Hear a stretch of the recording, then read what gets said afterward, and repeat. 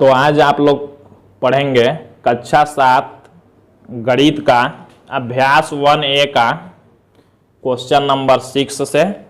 तो 5 तक का क्वेश्चन आप लोगों ने कल पढ़ लिया था, कल वीडियो आप लोगों ने देखा था, तो उसमें 5 तक का क्वेश्चन था। तो आज 6वें क्वेश्चन से और बाकी जो भी क्वेश्चन है उसको आप लोग पढ़ेंगे।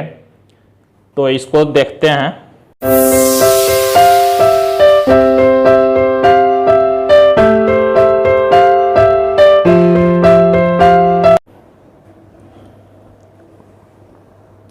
तो दिया है 6 नंबर क्वेश्चन, निम्नांकित संख्याओं में कौन सी परिमेय संख्याएं धनात्मक हैं। हम लोग सबसे पहले जो भी संख्या दिया होगा अगर ऊपर नीचे दोनों में माइनस होगा तो उस माइनस को काट के कैंसिल कर देंगे।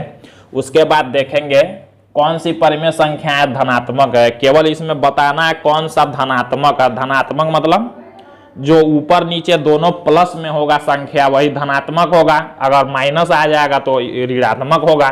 तो पहले हम काट के चेक करेंगे, ऊपर नीचे अगर माइनस होगा तो उसको काट देंगे। तो इसमें देखते हैं, पहला क्वेश्चन हल करते हैं। तो ये दिया है -9/-13। तो देखिए ऊपर नीचे माइनस है, हमने जब काट दिया माइनस को तो ये क्या हो गया, ऊपर भी प्लस हो गया और नीचे भी प्लस। तो कहा है कौन सी परिमेय संख्याएं धनात्मक है, तो ये भी धनात्मक है। तो ये धनात्मक हो गया। ये देखिए एक माइनस हो गया है मतलब ऋणात्मक है, इसको नहीं लिखना है, ये ऋणात्मक है।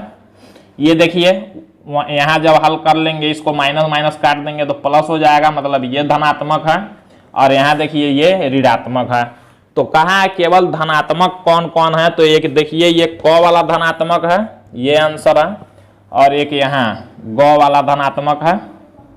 उत्तर में लिखेंगे 7/23, उत्तर में 9/13 लिखेंगे और 7/23, यही दोनों धनात्मक है और बाकी ये दोनों ऋणात्मक हैं।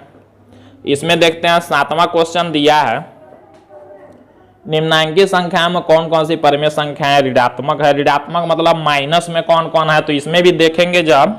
तो यहाँ देखिए एक माइनस है मतलब ऋणात्मक है। यहाँ देखिए ऊपर नीचे दोनों माइनस है, काटेंगे तो प्लस हो गया, ये धनात्मक है, ये ऋणात्मक नहीं है। केवल ऋणात्मक बताना है तो ऋणात्मक देखिए ये हो गया। तो उत्तर में इसको लिख देंगे -7/11। एक ये हो जाएगा, ये तो धनात्मक हो गया है। यहाँ देखिए ये ऋणात्मक है क्योंकि 8/-35 है। और यहाँ देखिए माइनस ऊपर नीचे काटेंगे तो ये प्लस हो जाएगा, ये ऋणात्मक नहीं है। तो ऐसे बताना है कौन धनात्मक है, इसमें बताना है कौन ऋणात्मक है। अब देखते हैं 8वां क्वेश्चन दिया है, निम्नलिखित परिमेय संख्याओं को सरलतम रूप में लिखिए। हाँ तो देखिए 8वां क्वेश्चन दिया है, निम्नलिखित परिमेय संख्याओं को सरलतम रूप में लिखिए। सरलतम रूप क्या होता है, उसको काट के छोटा करना। आप लोग अभी 3-4 कक्षा में पढ़ चुके होंगे, कक्षा 3 और कक्षा 4 में, कि इसको छोटा कैसे करते हैं। तो देखते हैं।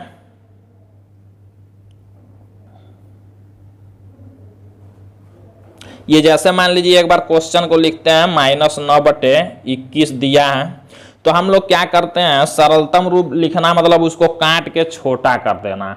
अब छोटा जैसे एक ही संख्या से अपने तरफ से किसी ऐसे संख्या से इसमें भाग देते हैं कि जिससे एक ही संख्या से उसको वो भी कटे, एक ही संख्या से ये भी कटे। जैसे मान लीजिए अगर 2 से हम 9 को काटा तो 2 से 9 नहीं कटेगा, 2 से 21 भी नहीं। तो 3 से देखते हैं।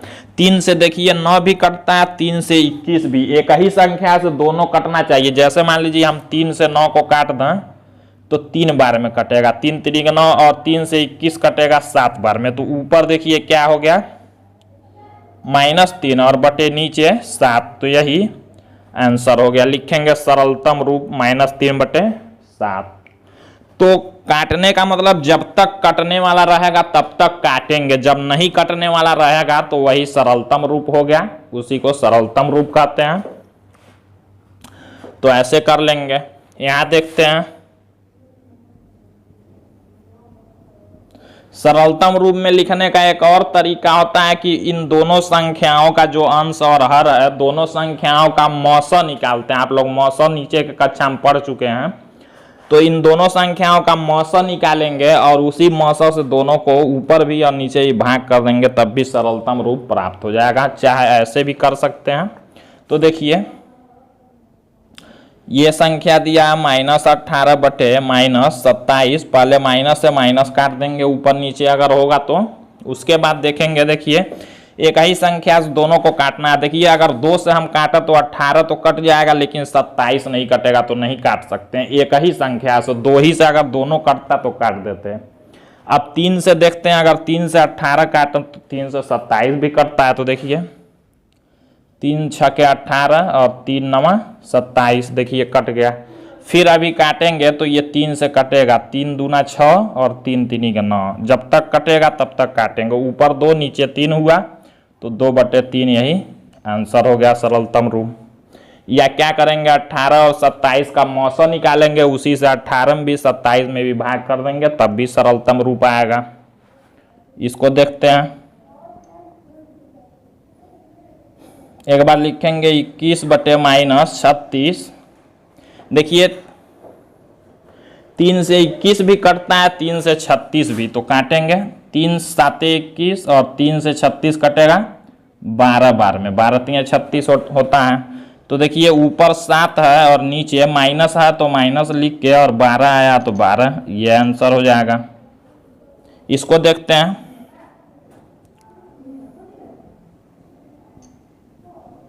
इसको लिखेंगे -36 बटे 64। अब देखिए इसको काटेंगे तो 2 से अगर दोनों कटेगा तो 2 से पहले काटते हैं। तो 2 से 36 को काटेंगे 18 बार में, और 2 से 64 को काटेंगे तो 32 बार में कटेगा। फिर 2 से काट सकते हैं, 2 9 18 और 2 से 32 को भी 16 बार में।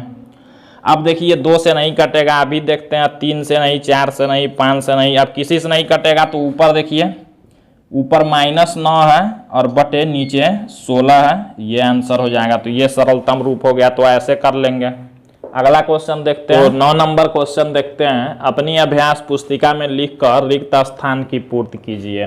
दिया है कि ये जो खाली जगह दिए हुए हैं क्वेश्चन में, ब्रैकेट दिया हुआ है, ये उसी को भर देना है। तो कैसे भरेंगे ये ध्यान देंगे। यहाँ देखिए, हम यहाँ ध्यान देंगे। देखिए 4 है तो यहाँ -20। 4 में हमने किससे हम अगर गुणा कर दें कि -20 होगा, वही ऊपर भी देखिए वही ऐसे भरना है। तो देखिए अगर 4 में हम -5 से गुणा कर दें तो -20 होगा। इस 4 में अगर देखिए -5 से गुणा अगर हो तभी तो ये -20 हुआ। देखिए 4 5 20 और माइनस है तो -20 हो गया। तो यानी कि हम लोग ये जान सकते हैं कि 4 में अगर -5 से गुणा हुआ तो ये -20 हो गया। तो जब नीचे -5 से गुणा हुआ तो इतना हुआ, तो -5 से यहाँ भी गुणा करेंगे तो यहाँ होगा। यानी कि -5 से अगर इस -3 में गुणा करें तो देखिए माइनस माइनस प्लस और 5 का 3 में गुणा 15, यानी कि यहाँ हम भर देंगे 15। तो ऐसे ये रफ पर चेक करके इसको भर देना है केवल। यहां देखिए, अब देखिए 4 में, इस 4 में किससे गुणा हुआ है तो 28 हो गया। तो 4 में हम लोग जानते हैं अगर 7 से गुणा हुआ तो 28 हुआ। तो यहाँ 7 से गुणा हुआ तो 28 हुआ, तो ऊपर भरना है। तो 7 से इसमें हम गुणा कर देंगे तो यहाँ देखेंगे 7 से इसमें गुणा करेंगे तो माइनस है तो माइनस रहेगा, और 7 का 3 में गुणा होगा तो 21 होगा, उसमें भर दिया हमने। इसको देखते हैं। अब -8 से +24 कैसे हुआ, तो हम लोग जानते हैं अगर -8 में अगर हम -3 से गुणा कर दें तो क्या होगा, माइनस माइनस प्लस 8 3 के 24, मतलब -8 में अगर -3 से गुणा हुआ तो हो गया +24। तो इस -3 से गुणा हुआ जब इसमें तो +24 हुआ, तो -3 से ऊपर भी गुणा कर देंगे। तो माइनस देखिए माइनस माइनस प्लस और 5 का 3 में गुणा 15, यहाँ 15 भर देंगे। इसी तरह देखते हैं। अब देखते हैं कि यहाँ हम क्या भरेंगे। तो हम ऊपर का देखेंगे इस संख्या को, इसमें किससे गुणा हुआ तो 25 हुआ, -5 में किससे गुणा हुआ? +25 हुआ, तो हम जानते हैं माइनस है तो माइनस से गुणा होगा तभी प्लस होगा, तो -5 से। अगर -5 में हम -5 का गुणा करें तो +25 हुआ, तो -5 से जब ऊपर करेंगे तो -5 से नीचे भी, तो माइनस माइनस प्लस, और 5 का 8 में गुणा होगा तो 40, तो इसमें भर देंगे 40। यहाँ देखते हैं ऊपर, देखिए अब नीचे भरना है तो ऊपर का देखेंगे इससे ये कैसे हुआ। तो 7 में देखिए अगर हम -2 से गुणा कर दें तो यहाँ -14 हुआ, तो 7 में जब -2 से गुणा करेंगे तभी -14 होगा, तो -2 से नीचे भी करेंगे तो -2 करेंगे तो माइनस माइनस प्लस, 9 दूना 18 हो जाएगा। यहाँ देखते हैं अब ऊपर देखेंगे 7 में किससे गुणा हुआ तो 35 हो गया, तो 7 में हम जानते हैं अगर 5 से गुणा हुआ तो 7 5 35, तो 5 से नीचे भी कर देंगे, तो 5 9 45, यहाँ माइनस है तो -45, ऐसे भरना है। यहाँ देखते हैं अब यहाँ देखते हैं, यहाँ से देखिए यहाँ के नीचे भरना है, तो यहाँ से देखेंगे ये कैसे हुआ। तो 4 में अगर हम -2 से गुणा कर दें, इस 4 में हम अगर -2 से गुणा करें तो कितना होगा? 4 दूना 8, -8 तभी हुआ है, तो -2 से इसमें गुणा हुआ है तो इतना हुआ है। तो -2 से हम अगर नीचे गुणा कर दें तो यहाँ वाला भरेंगे, तो -2 के से अगर नीचे तो माइनस प्लस माइनस, और 15 दूना 30, यहाँ -30 भर देंगे। फिर यहाँ देखते हैं यहाँ कैसे क्या हुआ।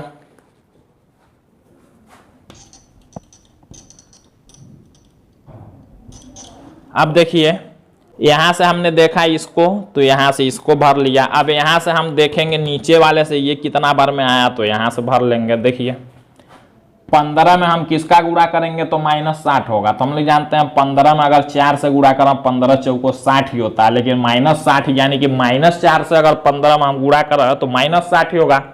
इस 15 में अगर हम -4 से गुणा करें तभी तो -60 हुआ, 15 चौको 60 ही, और माइनस है तो -60, तो -4 से हम लोग जानते हैं इसमें अगर -4 से गुणा हुआ तो इतना हुआ है, तो -4 से ऊपर कर देंगे। तो देखिए 4 में अगर -4 का हम गुणा कर देंगे तो प्लस माइनस माइनस, 4 चौको 16, तो यहाँ हम भर देंगे 16।